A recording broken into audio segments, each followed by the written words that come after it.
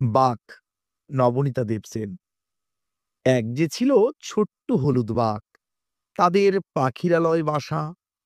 তার মনে মনে জমেছে কেবল রাগ। কেন বনটা কেবল পাখি দিয়েই ঠাসা? মা বাবা তার বেছেছেন এই বন, নেই যেখানে ছাগল হরিণ ভেড়া।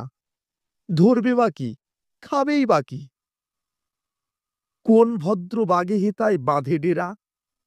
বাঘ ছাড়া কি ধরতে পারে পাখি? যতই বালা সব বনে সে থাবা, পাখির সঙ্গে পেরে উঠবে নাকি? এক মিনিটেই আকাশ পথে হাওয়া। ছোট্ট বাঘের ছোট্ট শরীর যত, লাফিয়ে ওঠে ধরতে পাখির ছানা। পাখিরা সব কিচমিচিয়ে তত, উড়ে পালায় ছড়িয়ে দিয়ে ডানা।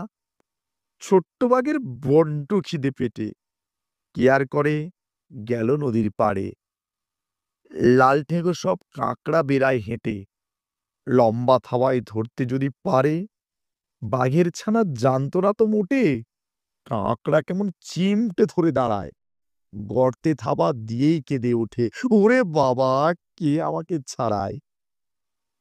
ছোট্ট বাঘের মস্ত হলুদ বাবা কান্না শুনে দৌড়ে এলেন ঘাটে, বাড়িয়ে দিলেন গোবদানকের থাবা। এক থাবড়ায় কাঁকড়া দাঁড়া কাটে।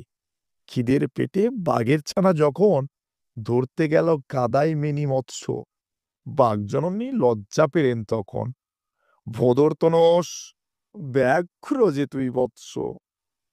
ছানার দুঃখে দুঃখ পেয়ে ভারী, বাবা মা বদলে নিলেন বাড়ি। সেই থেকে বাঘ যায় না পাখিরালয়, সবাই মিলে থাকে সজনে খোলায়।